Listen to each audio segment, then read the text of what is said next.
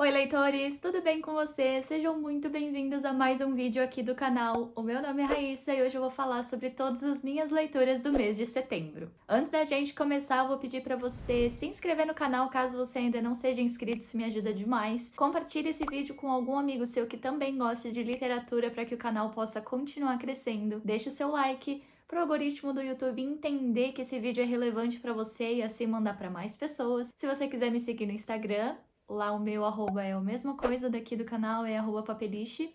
Lá eu posto minhas leituras em andamento e produzo alguns outros tipos de conteúdo literário também. Setembro foi um bom mês, me surpreendi, na verdade, porque eu li 8 livros e 4 mangás. E eu li mais do que eu achei que leria, na verdade, porque setembro foi um mês bem caótico, assim, profissionalmente falando. E eu li alguns livros grandes, né, com mais de 500 ou 600 páginas, então eu achei que leria menos. Mas eu acabei me surpreendendo com essa quantidade e espero que outubro também seja assim, né. O primeiro livro que eu li no mês de setembro foi Carrie Soto Está de Volta, da nossa querida Taylor Jenkins Reid. Esse livro vai falar sobre a Carrie Soto, que é uma tenista já aposentada há mais ou menos uns 5 anos. Ela é considerada a melhor tenista do mundo, só que atualmente tem uma jogadora um pouco mais nova que tá aí prestes a quebrar os títulos, os recordes da Carrie Soto e ela não vai deixar. Ela pretende interromper a aposentadoria dela para brigar pelo recorde, pelo título de melhor jogadora do mundo. Então ela vai voltar às quadras, vai voltar a treinar, vai voltar às quadras para garantir pelo menos mais um título dos Grand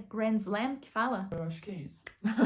Eu não sou a maior entendedora de tênis, tá, gente? Então aqui a gente vai conhecer desde o comecinho da trajetória da Carrie, quando ela era criança, começou a jogar tênis. O pai dela era o treinador dela, ele era ex-jogador. Então a gente vai acompanhar essa trajetória aí dela dentro do esporte. Eu achei interessante porque eu nunca fui muito fã de tênis, na verdade eu nem entendi as regras, eu não sabia, na verdade, como que jogava, como que funcionava o negócio de games, de sets e tudo mais. E o livro foi bem didático nesse sentido, tá? Então, se você nunca jogou, não sabe direito as regras, não tem problema, tá? Você vai se familiarizar com tudo isso durante a leitura, tá? A autora foi didática nesse sentido. Graças a Deus, porque Né? Se ela chegasse com o pé na porta sem explicar nada, eu ia ficar perdidinha na história.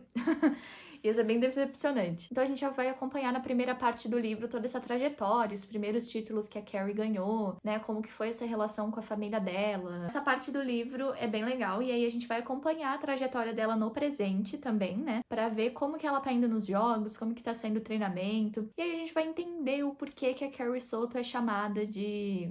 eu nem posso falar essa palavra aqui no vídeo, eu acho. Quem leu sabe, tá? Uma palavra com V, tá? Bem depreciativa aí. Ela é uma pessoa com uma personalidade muito forte e a gente vai entender o porquê disso, por que ela é tão viciada no que ela faz no tênis, por que ela tem essa garra, essa gana de ganhar, de continuar sendo a melhor do mundo, mesmo aos 37 anos. Porque é claro que a Taylor Jenkins Reid não poupou esforços para criar uma personagem tridimensional, assim como as outras protagonistas que a gente já conhece da autora. Eu dei 4 estrelas para esse livro. É uma leitura muito gostosa porque é Taylor Jenkins Reid, né, gente? Não há ressaca literária que sobreviva a um livro da Taylor. Eu li num momento bem oportuno, foi muito gostoso. A escrita da Taylor é super fluida, como a gente já conhece, a gente gosta dos personagens porque eles são bem tridimensionais, né? Então foi muito legal acompanhar essa jornada. Eu achei que os diálogos foram bem escritos, as descrições. O que me fez tirar uma estrela foi que em algumas partes eu já tava um pouquinho cansada de ter as descrições dos jogos, sabe? Porque boa parte do livro a gente tá lá com a Carrie dentro da quadra. E no começo eu achava isso super interessante, mas teve uma parte que me cansou sim. Talvez por eu não gostar tanto do esporte, por não ser familiarizada, pode ser. Como eu não sou tão fã do esporte, pode ter sido por isso que eu não gostei tanto dessas descrições, eu achei um pouco repetitivo, sabe? E no fundo, eu queria ter me apegado mais a Carrie. Eu me identifiquei muito com ela, principalmente em relação ao perfeccionismo. Como que ela se sente quando perde um jogo, quando perde um título. Eu me vi na Carrie nesses momentos, assim, de se cobrar, de querer fazer tudo perfeito, de não gostar de errar, enfim.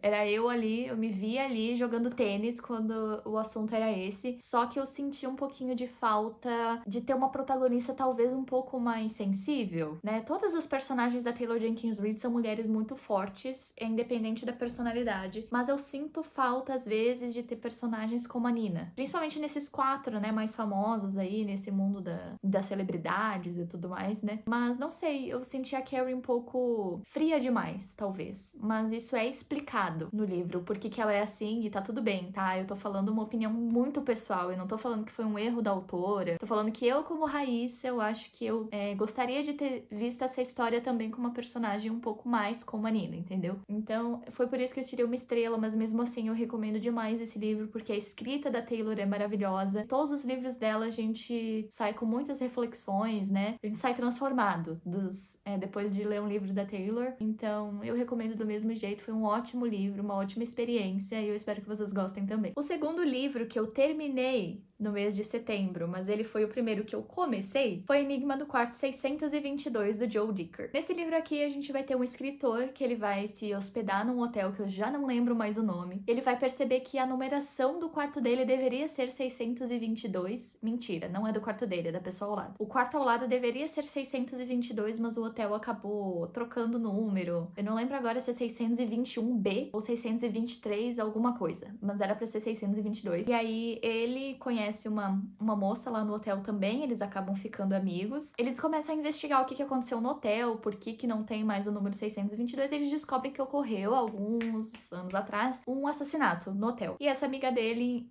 incentiva ele a escrever um livro sobre isso, porque ele não tá escrevendo nada no momento e tudo mais, ela achou que pudesse ser uma boa ideia. Então eles vão começar a investigar isso. Então esse é o pontapé inicial para nossa história.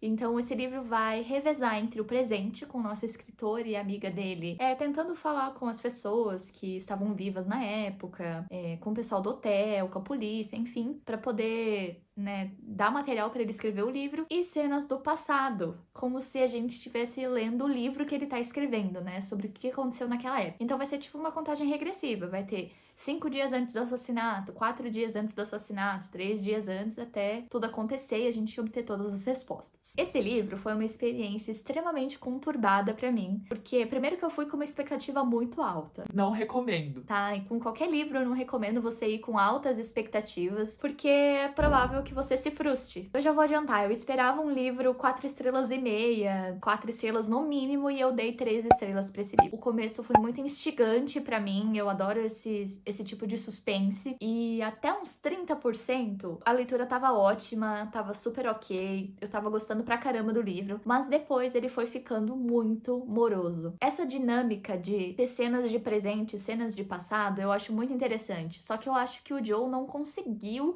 executar isso de uma maneira muito legal, sabe? Por exemplo, nós já estamos numa cena do passado lá na semana do assassinato, e aí a gente tem alguma cena que revela alguma coisa sobre algum personagem, ele vai lá e volta no passado do passado pra gente ver uma cena, sei lá, da infância daquele personagem ou da adolescência dele. Então isso cansa, porque pra qualquer detalhe ele volta no passado e descreve a cena, né? O personagem não vai contar, por exemplo, não, porque no jantar que tá nos 10 anos atrás aconteceu tal coisa. Não, ele vai voltar no passado e vai narrar tudo. E às vezes, sinceramente, tinha cenas que não precisava fazer isso, sabe? Era só ele ter dado uma descrição rápida do que aconteceu, que já era suficiente pra gente entender e pra desenvolver o personagem, mas ele fazia isso todas as vezes. E isso acabou me cansando bastante, porque a história não ia pra frente, sabe? Parece que ela só ia pra trás. Isso me incomodou bastante. Eu tava entrando numa baita ressaca literária, porque parecia que eu lia trocentas páginas e eu não lia nem 10%, às vezes nem 5% da história, então foi bem cansativo. Outra coisa que me incomodou muito é que alguns personagens são extremamente caricatos. É uma coisa bem novelesca, assim, sabe? Por exemplo, tem a mãe de uma personagem que ela queria porque queria que as filhas casassem com um homem rico. E esse era o único traço de personalidade daquele personagem. Essa era a única coisa que a mãe sabia pensar, sabia dizer, não tinha mais nada que eu possa concluir desse personagem. A narrativa dele, às vezes, era um pouco novelesca, assim, no sentido de ele te dá migalhas de informação e aí o final do capítulo é sempre uma coisa muito novelesca, assim, sabe? Tipo, e eu digo novelesca não só do que acontece, mas da escrita mesmo, sabe? Algumas coisas também me incomodavam, como descrições muito longas de vez em quando, sabe? Então, às vezes, o livro tava fluindo super bem e aí ele chegava com descrição, e aí o ritmo quebrava. Não tem um ritmo muito consistente esse livro. Então, isso tudo me fez tirar essas estrelas do livro e não aproveitar muito bem. Eu vou dar outra chance pro autor, eu tenho outro e-book dele, que eu comprei numa promoção há uns 2 anos, eu acho. E eu ainda não li, então eu vou ler esse outro e-book, dar outra chance pra ele, não sei quando, se vai ser esse ano, se vai ser depois, porque eu realmente quero gostar da escrita do Joe, eu quero gostar da temática dos livros dele, então eu não vou abandonar ele tão cedo, tá? Depois eu li Um Assassino nos Portões, da Sabata Hiro, terceiro livro da saga de Uma Chama Entre as Cinzas. O gancho que ela deixou do segundo livro por terceiro foi bem grande, então eu fiquei muito curiosa pra começar logo essa história. Eu também não queria ficar muito tempo sem ler a saga, porque eu tinha certeza que eu ia esquecer o que aconteceu nos primeiros livros, né? E o espaço-tempo, digamos assim, dessa saga não é muito grande. As coisas acontecem, de certa forma, rápida. E eu gostei muito, principalmente do desenvolvimento de personagem. A Sabá faz isso muito bem. Ela consegue desenvolver os personagens conforme o que tá acontecendo na história. Então a gente vai ter um desenvolvimento crucial dos 3 protagonistas, a Laia, Eu tô falando tudo errado. a Laia, o Elias e a Helene. Muita coisa acontece. Eu fui surpreendida várias vezes com algumas revelações, com alguns acontecimentos, o que também deixa o ritmo da história super bom. A escrita dela é muito gostosa de ler. Os diálogos eu achei que deu uma melhorada nesse terceiro livro. Tinha algumas coisinhas que me incomodavam nos primeiros, mas aqui eu vejo que já tá muito melhor a escrita dela. E a mitologia toda, né, toda essa ambientação tá crescendo cada vez mais, e isso é extremamente fascinante, porque é uma mitologia diferente, como eu já falei pra vocês, a autora é paquistanesa. Então é diferente das fantasias ocidentais, sabe? Que a gente tá acostumado a ler. Eu li esse livro, dei 3 estrelas, tá? E logo depois eu comecei o 4º livro da saga, que é Um Céu Além da Tempestade. Eu já emendei um no outro, porque ela faz muito bem o gancho de um livro pro próximo. E eu queria terminar logo a saga, eu tava curiosa pro que ia acontecer. E esse último livro eu achei que foi um bom final pra história. Não foi um final exatamente feliz, mas a situação não era feliz, né? Não tem como o pessoal sair de uma guerra, todo, né?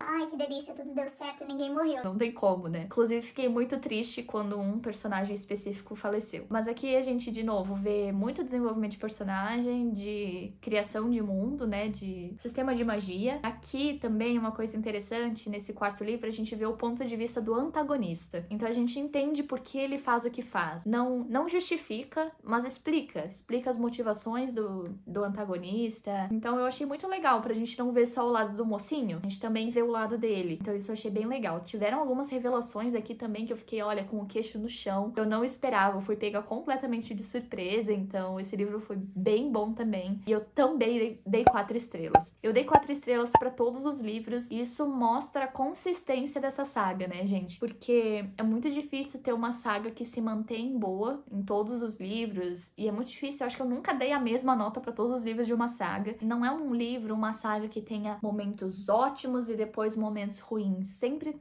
são bons momentos, assim, de narrativa. Não é uma saga, assim, que eu posso dizer que eu amei, que, né, eu tenha me apegado demais, como, por exemplo, Tons de Magia ou Six of Crows. Essas séries, elas me pegaram de jeito, eu amo demais, pretendo reler. Mas ainda assim é uma boa saga, eu gostei muito dos personagens, gostei de conhecer, gostei bastante, recomendo, tá? Pra quem gosta de fantasia e quer se aventurar aí por outros países. É muito legal, é uma alta fantasia, inclusive, tá? Agora, gravando esse vídeo, eu me dei conta que eu li muito e-book, porque o único livro físico que eu li nesse mês foi Trocas Macabras, do Stephen King. Esse livro aqui do Stephen King é um pequeno calhamaço, tá? Ele tem mais de 600 páginas, quase 650. Por isso que eu falei que eu fiquei surpresa com a quantidade de livros que eu li, porque esse aqui, O Enigma do Corte 622, não são livros pequenos, né? Esse livro aqui vai se passar em Castle Rock, que é uma das cidades fictícias do King, tá? Vários livros vão se passar em Castle Rock. E esse aqui é um dos últimos ali eu acho que não sei se é o último mesmo na linha do tempo, porque eu não li todos ainda que passam na cidade, mas é um dos últimos, tá? E nesse livro aqui, nessa cidadezinha, vai abrir uma loja chamada Artigos Indispensáveis. É um nome diferentão, né, pra uma loja. E é uma cidade pequena, gente. Meio que todo mundo se conhece, tem muita treta. Pensem numa dinâmica de cidade pequena, tá? Então abre essa loja nessa cidade, todo mundo fica muito curioso. O dono dessa loja é um senhor. Qual que é a dinâmica aqui do negócio? A pessoa vai lá na loja, dá uma olhada e é quase uma loja de antiguidade, sabe? Então a pessoa vai lá e, coincidentemente, O Sr. Gaunt sempre tem alguma coisa que a pessoa precisa ou quer muito. Alguma coisa que ela estava desejando há muito tempo ou que ela seja fascinada. Por exemplo, pode ser um card colecionável de beisebol, que aquela pessoa sempre quis. Tem uma personagem que é muito fã do Elvis, então ele vai ter fotografias, enfim. Então, ele sempre tem o item certo para cada morador de Castle Rock. E ele sempre faz um valor que a pessoa consiga pagar. Mas não é caridade não, tá, gente? É porque ele faz a pessoa comprar o item e ele fala assim: olha, eu sei que você quer muito esse item e eu tô fazendo um preço bom para você, né? Um preço que você pode pagar, mas não é o único pagamento. O outro pagamento, para você ter esse item que você tanto quer, é pregar uma peça em tal pessoa. E aí ele falava a pessoa em que o cliente tinha que pregar a peça. Às vezes ele deixava por conta da pessoa e às vezes ele já falava o que a pessoa tinha que fazer. Por exemplo, deixar um envelope com uma carta no banco do carro. As pegadinhas são muito legais, eu não vou ficar contando pra vocês não. Algumas são legais, outras não tanto, tá? Só que aí, pensa só. Vamos dizer que eu, Raíssa, tenho muita treta com a minha vizinha Maria. E aí a Joana prega uma peça em mim. E eu nem conheço a Joana. Eu vou achar que foi quem que pregou a peça em mim? A Maria. Muito provavelmente. Então, gente, a cidade fica um caos depois que essa loja abre. Gente, pensa, meu Deus, é muita treta, muito barraco, bem coisa que a gente gosta, que a gente fofoqueiro gosta, porque todo mundo dessa cidade tem algum segredo, ou alguma coisa que fez no passado, ou algum vício, alguma mania, tá? A gente vai descobrindo tudo isso ao longo do livro. Então esse livro, ele é muito interessante por conta dessa dinâmica. E a pessoa que entra nessa loja, ela fica meio hipnotizada, sabe? Porque ela só fica pensando naquele objeto que ela vê na vitrine, ou que ela vê lá na loja, fica pensando tanto nele, e ela fica tão louca por esse objeto, tão obcecada, que ela vai pregar a peça na outra pessoa, independente de qual seja essa peça. Muita coisa vai acontecer nesse livro, é um barraco total. Treta atrás de treta, eita atrás de eita. Esse livro eu gostei bastante, eu dei 4 estrelas pra ele. Eu acho que o King consegue criar, ele consegue desenvolver personagem, mesmo que a história tenha 50 personagens, porque esse livro aqui tem muito personagem, tá? Tem que ler com atenção, porque senão você vai esquecer quem são as pessoas, o que elas fazem, qual a relação dela com os personagens. Muita coisa acontece, esse livro é bem dinâmico, só num 70% do livro que eu tava um pouco cansada dessa dinâmica das pegadinhas, sabe? São vários pontos de vista, tá, gente? Então a gente não vai ter um único ponto de vista, a gente vai ter o ponto de vista de várias pessoas. E aí a gente vai acompanhando isso e teve uma hora que me cansou um pouco. Eu acho que esse livro poderia ter sido mais curto, sabe? Eu acho que o King podia ter tirado umas 50 páginas, talvez, um pouquinho mais. E eu achei o final um pouquinho corrido. Mas, assim, nada muito grave, porque eu aproveitei bastante esse livro. Eu dei risada, eu fiquei com raiva, eu fiquei surpresa, porque acontece muita coisa. E o final, assim, Coração na mão e fé em Deus. eu sabia o que vai acontecer. Porque, caramba, é um livro diferente de tudo que eu já li, cara. Olha essa sinopse. Eu gostei muito dessa história, gostei muito desse livro. Valeu a pena esperar e ler todos os outros livros, porque ele dá spoiler de outros livros do King que passam em Castle Rock. Então eu acabei lendo, eu li todos que vinham antes dele, então eu não peguei nenhum spoiler. Recomendo aí pra quem é fã de King, não recomendo assim pra quem é iniciante, tá? Eu acho que pra quem é iniciante e nunca leu nada do autor pode se assustar um pouco, ou achar a escrita um pouco lenta, não sei. Então eu recomendo aí pra quem já tá um pouquinho mais acostumado, tá? Já leu uns 3, 4 livros do King, mas eu recomendo muito, tá? É um livro muito, muito, muito bom. Depois eu li o capítulo extra de A Hipótese do Amor. Fala que é capítulo extra, eu achei que seria um capítulo que se passa depois do final do livro, né? A Hipótese do Amor. Mas na verdade é um dos capítulos do livro contado no ponto de vista do protagonista masculino, o Adam. Já falei de A Hipótese do Amor aqui, eu não vou ficar falando a sinopse de novo, eu vou deixar na descrição ou nos cards o vídeo onde eu falo do livro, tá? Mas eu dei 4 estrelas também. Tem umas 35 páginas esse capítulo. Eu acho que se o livro inteiro fosse nessa escrita, pelo ponto de vista do Adam, eu não sei se eu teria gostado tanto do livro. Mas foi muito legal ver essa cena, que, né, a cena é bem específica, eu não vou contar qual que é também pra não dar spoiler. Foi muito interessante ver esse ponto de vista, né, de como que o Adam tava se sentindo, o que tava passando na cabeça dele. Isso foi muito legal. E foi legal revisitar essa história também, porque foi uma história que eu gostei pra caramba, né? Foi um dos favoritadaços do ano. Então foi muito legal. Eu não leio muito contos, né? Ou capítulos extras que seja, mas eu gostei da experiência. Foi bem legal. O penúltimo livro que eu li no mês de setembro foi Política para Todos, da Gabriela Prioli. Bom, tempos sombrios no nosso país, né? Quando esse vídeo sair já vai ter rolado tudo que rolou no começo do mês, né? Mas eu senti a necessidade de estudar um pouquinho mais de política, porque eu sempre me considerei uma ignorante política. Porque tinha muita coisa que eu não entendia, não sabia algumas coisas meio básicas, assim. E por conta disso eu notei que às vezes eu deixava de me posicionar em discussões com amigos, em conversas e tudo mais, por eu não saber o básico, sabe? Eu tenho minhas crenças, minhas convicções, mas eu não entendia como que as coisas funcionam aqui no país, sabe? Eu falei, cara, chega.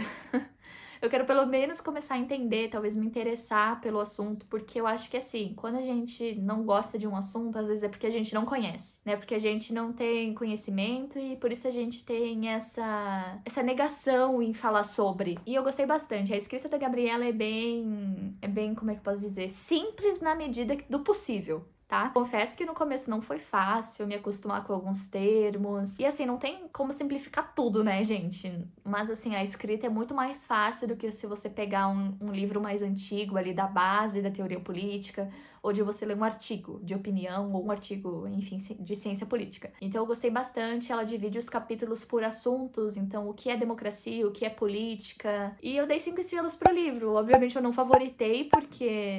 né? Mas eu gostei bastante, não tenho ressalvas pra fazer, eu acho que me ajudou pra caramba nesse período que a gente tá vivendo e eu vou tentar continuar os meus estudos aí pra pelo menos, né, como eu falei, não esquecer o que eu já aprendi e continuar aprendendo, eu acho que isso é importante. O último livro que eu li no mês de setembro foi Como Sobreviver à Realeza, da Rachel Hawkins. Nesse livro aqui, a irmã da nossa protagonista, Daisy, namora um príncipe da Escócia, o futuro rei da Escócia, tá? Ele é o próximo na linha de sucessão. Então, ela tem que viver com paparazzis, volta e meia, fotografando ela e a família dela, ela saindo em sites de notícia, de fofoca. Ela e a família dela são bem discretas, assim, eles às vezes têm que se mudar com certa regularidade pra poder fugir dos paparazzis e tudo mais. Só que aí a irmã dela fica noiva do príncipe, e aí, meus amigos, não tem como fugir, sabe? Porque... né, eles vão noivar, vai ter a festa de casamento, tudo mais, então a coisa tá séria. E ela terminou com o namorado dela, e o namorado dela deu uma entrevista pra um site de fofoca e falou que provavelmente ela deu um pé na bunda dele pra poder ficar com o cara da realeza também. Obviamente, tava mentindo, né? Não foi por conta disso que ela terminou com ele. Ele ficou com raiva e falou essa bobagem, e aí o pessoal lá da realeza, o pessoal da... como é que fala? O pessoal que cuida de, tipo assim, o que vai aparecer na mídia, como eles têm que se comportar e tudo mais, eles decidem assim, olha, pra não ter mais nenhum bafafá até o casamento e tal, a gente vai ter que pegar essa família e trazer eles pra passar o verão aqui na Escócia, porque pra gente controlar o que vai pra mídia ou não, pra coisa não ficar muito feia. Então, muito a contragosto, a Daisy vai lá pra Escócia, ela vai primeiro, porque o foco da atenção da mídia tá nela, né, que é a irmã da futura princesa e rainha, e a família dela vai depois. E aí a gente vai acompanhar aí ela... uma garota super nerd tentando lidar com a realeza e jantares e eventos sociais e vestidos e chapéus. Então é muito legal, é muito divertido. Gente, eu ri tanto com esse livro. Ai, olha, a Daisy tem o meu senso de humor, tá? Porque, ai, cara, as coisas que ela falava eram muito engraçadas. E eu aproveitei bastante. E assim, ela vai se envolver com alguém da realeza, tá? Não vou falar quem, pra não dar spoilers. Mas é muito legal, é muito fofinho, assim. É bem aquele romance leve. Tem uma vibezinha, assim, de amor e gelato, porque eles vão conhecer vários lugares e tem todo esse desenvolvimento da protagonista, também da relação dela com a irmã dela, né, e toda essa questão de vou me tornar uma princesa, né, e você é irmã da princesa, e eles têm que lidar com isso. Então é um livro muito agradável, muito fofinho, eu li muito rápido, sabe? Eu tô pensando em emendar com o livro 2, que é uma duologia, só que o livro 2 é com outra protagonista, não é a Daisy, é alguém ali da... Na verdade, eu nem sei quem que é a protagonista. Mas eu sei que não é o mesmo, é tipo o Clube do Livro dos Homens também, que cada livro é de um protagonista diferente. Então eu gostei pra caramba, eu dei 4 estrelas pra esse livro, porque...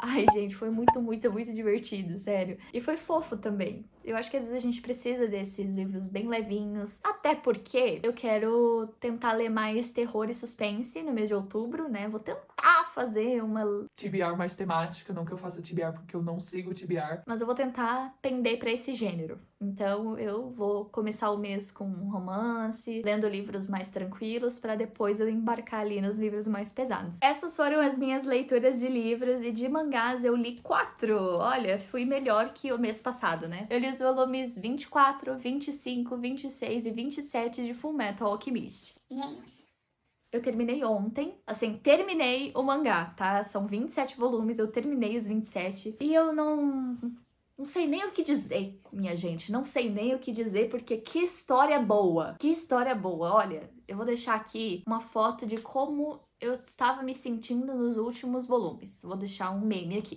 ou 2. Porque, cara, meu Deus, eu tava assim, em surtos. Em surtos. Essa história é muito boa. Muito boa. A autora vai construindo esse universo e desenvolvendo esses personagens. E aí, nos últimos volumes, ela vai costurando tudo. puta merda. Olha, Eu fui surpreendida umas 15 vezes nesses últimos 3 volumes. Porque era, meu Deus, era muita coisa pra eu aguentar, sabe? E é muito bom, gente. Eu tô, assim, fascinada por essa história. A autora é muito boa. Olha, muito bom, muito bom. Teve cenas aqui muito boas. Sério, cenas, assim, que se tivesse num livro, a gente ia estar... Se urinando de... Então foi uma experiência muito legal. Eu tô colecionando esse mangá, essa saga toda aí de 27 volumes há bastante tempo. Então é uma história que acompanha a gente por muito tempo, né? Quando você tá colecionando assim. E eu colecionei uma reimpressão, né? Então não tinham todos os volumes nos estoques. Então eu não podia chegar num mês e comprar 5 volumes. Eu tinha que esperar sair a reimpressão, né? Voltar pros estoques da Amazon, por exemplo. Então eu tô lendo essa história há bastante tempo e eu confesso que eu fiquei morrendo de vontade de assistir o anime, mesmo, sei lá, eu tendo terminado ontem de ler o mangá, porque é muito bom mesmo. Recomendo aí se você gosta de fantasia, se você gosta de luta, de magia, enfim, é muito legal, tá? É isso! Muito obrigada por você ter assistido esse vídeo até aqui. Não esquece de dar o like, de se inscrever no canal. Deixa aqui nos comentários se você já leu algum desses livros que eu li, se você concorda com a minha opinião ou se você tem uma opinião diferente. Deixa aqui embaixo pra gente conversar, tá bom? Muito obrigada pela sua atenção até aqui. Não esquece que semana que vem a gente tem um compromisso marcado com o próximo vídeo. Então é isso, muito obrigada, um beijo, tchau! depois de Enigma do... Nos portões da... Ai. A conta disse, eita, pegou, chutei o tripé. Tá tudo bem pelo jeito. E o último livro que eu li no mês de setembro foi... Me perdi.